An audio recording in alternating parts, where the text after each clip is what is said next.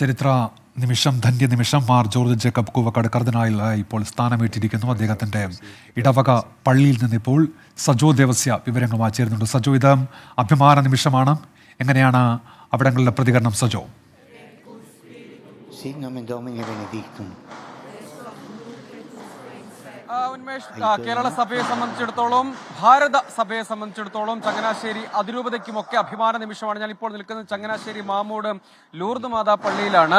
Mar George കൂവക്കാടിന്റെ ഇടവക ദേവാലയമാണ്, ഇടവക പള്ളിയാണ്. ഇടവക പള്ളിയിൽ വിശ്വാസി സമൂഹം ഇവിടെ പ്രത്യേക ലൈവ് സ്ട്രീമിംഗ് ഒരുക്കി ഈ ചടങ്ങുകളെല്ലാം വീക്ഷിക്കുകയായിരുന്നു. അദ്ദേഹം ഇനി മുതൽ കർദിനാളാണ്. അതിന്റെ വലിയ സന്തോഷത്തിലും ആണ് ഇവിടുത്തെ ഇടവക സമൂഹമൊക്കെ. അവർ ഇവിടെ വലിയ മധുര വിതരണം, ഒപ്പം അങ്ങനെയുള്ള കാര്യങ്ങൾ, ചടങ്ങുകൾ, പ്രാർത്ഥനാ ചടങ്ങുകൾ ഉണ്ടായിരുന്നു. ഒപ്പം ഈ ചടങ്ങുകളെല്ലാം കർദിനാൾ പദവിയിലേക്ക് അദ്ദേഹം ഉയർത്തപ്പെടുന്നത് ഇവിടെ ദൃശ്യങ്ങൾ ലൈവ് സ്ട്രീമിംഗ് വീക്ഷിക്കുകയായിരുന്നു. അവരുടെ കുടുംബാംഗങ്ങൾ, സഹോദരി ഉൾപ്പെടെയുള്ള കുടുംബാംഗങ്ങൾ നമ്മളോടൊപ്പമുണ്ട്. വലിയൊരു സന്തോഷവും അഭിമാനവും ഒക്കെ ഉള്ള സന്ദർഭമാണ്. ദൈവം തന്ന വലിയൊരു അനുഗ്രഹമായിട്ട് കരുതുന്നു. കുടുംബത്തിന് തന്ന ഒരു വലിയ അനുഗ്രഹമാണ്. അതുപോലെ ഭാരത സഭയ്ക്ക് തന്ന വലിയൊരു അനുഗ്രഹമാണ്. ഒത്തിരി സന്തോഷമുണ്ട്. അദ്ദേഹത്തിന്റെ സഹോദരി തന്നെ നമ്മളോടൊപ്പം ചേരുന്നുണ്ട്. ഇനിയിപ്പോൾ അദ്ദേഹം കർദിനാളാണ്. എന്താണ് ഈ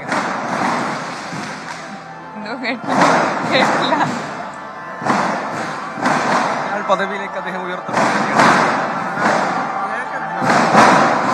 ഒത്തിരി സന്തോഷം, വലിയൊരു ദൈവാനുഗ്രഹമാണ്. ഇതൊരു ഈ ക്രിസ്മസ് കാലത്ത് കിട്ടിയ വലിയൊരു ഗിഫ്റ്റായിട്ട് കർദിനാളിന്റെ സ്വന്തം സഹോദരിയാണ്. ഒപ്പം നമ്മളോടൊപ്പം ചങ്ങനാശ്ശേരി MLA കൂടി ചേരുകയാണ്. അങ്ങയുടെ മണ്ഡലംകാരനാണ് അല്ലേ? അതെ, ചങ്ങനാശ്ശേരിക്ക് ഒരു അനുഗ്രഹത്തിന്റെ വർഷമാണ്. ഞങ്ങൾക്ക് എല്ലാവർക്കും വളരെ സന്തോഷമായി. മൂന്നാമത്തെ കർദിനാളായി പടിയറ പിതാവിന് ശേഷം, ആലഞ്ചി പിതാവിന് ശേഷം കുവക്കട്ട പിതാവ് കർദിനാളായി വാഴ്ത്തപ്പെട്ടിരിക്കുന്നു. ചങ്ങനാശ്ശേരി അതിരൂപതയുടെ അനുഗ്രഹത്തിന്റെയും അതോടൊപ്പം അഭിമാനത്തിന്റെയും നിമിഷങ്ങളാണ്. വളരെ സന്തോഷം.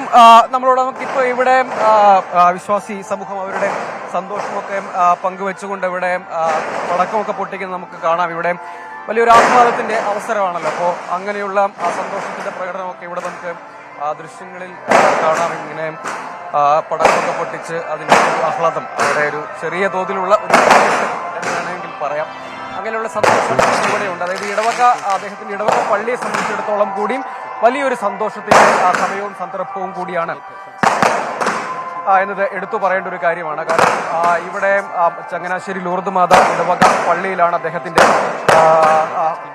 വിദ്യാഭ്യാസ കാലം. അദ്ദേഹം ഇവിടെ പള്ളികളിൽ, പള്ളിയുടെ സംഘടന ആയകളിലൊക്കെ സജീവമായിരുന്നു. അദ്ദേഹം ഇവിടെ തന്നെയാണ് വിദ്യാഭ്യാസ രംഗം. ഇവിടെ ചങ്ങനാശ്ശേരി SB കോളേജിൽ കെമിസ്ട്രി ബിരുദം പൂർത്തിയാക്കിയതിന് ശേഷമാണ് അദ്ദേഹം വൈദിക പഠനത്തിന് തന്നെ ചേരുന്നത് എന്ന് പറയേണ്ട ഒരു കാര്യമാണ്. അങ്ങനെ ആ ഘട്ടത്തിൽ അദ്ദേഹം വിദ്യാഭ്യാസ സംഘടനയുടെ ഒക്കെ നേതൃപദവിയിൽ പ്രവർത്തിച്ചു. അതിനുശേഷമാണ് അദ്ദേഹം വൈദിക പഠനത്തിന് വേണ്ടി ചേർന്നത്. പിന്നീട് വൈദിക പഠനം പൂർത്തിയാക്കി തുടർന്ന് ഉപരിപഠനത്തിനായാണ് റോമിലേക്ക് എത്തുന്നത്. റോമിൽ ഡോക്ടറേറ്റ് അടക്കം പൂർത്തീകരിച്ചു. അതിനുശേഷവും അദ്ദേഹം വത്തിക്കാനിലെ നയതന്ത്ര കാര്യാലയത്തിൽ പ്രവർത്തിച്ചു. നയതന്ത്ര വിഭാഗത്തിൽ വിവിധ രാജ്യങ്ങൾ ആദ്യഘട്ടത്തിൽ അവിടെയുള്ള നയതന്ത്ര പ്രതിനിധികളുടെ സെക്രട്ടറിയായി മറ്റുമൊക്കെയാണ് ആദ്യഘട്ടത്തിൽ പ്രവർത്തിച്ചത്. പിന്നീട് നയതന്ത്ര വിഭാഗത്തിൽ തന്നെ തുടർന്നു. മാർപ്പാപ്പയുടെ യാത്രകളുടെ ഏകോപന ചുമതലയടക്കം നിർവഹിക്കുന്ന സുപ്രധാന പദവിയിലേക്കടക്കം അദ്ദേഹം നിയോഗിക്കപ്പെട്ടു. ആ ചുമതലയാണ് അദ്ദേഹം തുടർന്നത്. യഥാർത്ഥത്തിൽ ഇനിയും അദ്ദേഹം വത്തിക്കാനിൽ തന്നെ മാർപ്പാപ്പ നിയോഗിക്കുന്ന കാർഡിനൽ പദവി, യഥാർത്ഥത്തിൽ മാർപ്പാപ്പയെ തിരഞ്ഞെടുക്കുക, കത്തോലിക്ക സഭയെ സംബന്ധിച്ച് മാർപ്പാപ്പയുടെ പദവി കഴിഞ്ഞാൽ തൊട്ട് താഴെയുള്ള രണ്ടാമത്തെ പദവി എന്ന നിലയ്ക്കാണ് വിലയിരുത്തപ്പെടുന്നത്. അങ്ങനെയാണ് സ്വാഭാവികമായി അതിന് ഏറ്റവും അത്യുന്നതമായ പദവി കത്തോലിക്ക സഭയിൽ മാർപ്പാപ്പ പദവിയാണ്. അത് കഴിഞ്ഞാൽ കർദിനാൾമാരാണ്. അതുകൊണ്ടാണ് അവരെ സഭയുടെ രാജകുമാരന്മാർ എന്ന് വിശേഷിപ്പിക്കുന്നത്. ഇനിയിപ്പോൾ മാർപ്പാപ്പയെ തിരഞ്ഞെടുക്കുന്ന കോൺക്ലേവിൽ, അതായത് വോട്ടവകാശം ഉൾപ്പെടെയുള്ള ആളാണ് അദ്ദേഹം. അങ്ങനെ കൂടിയുള്ള പദവിയിലേക്ക് എത്തപ്പെടുന്നു.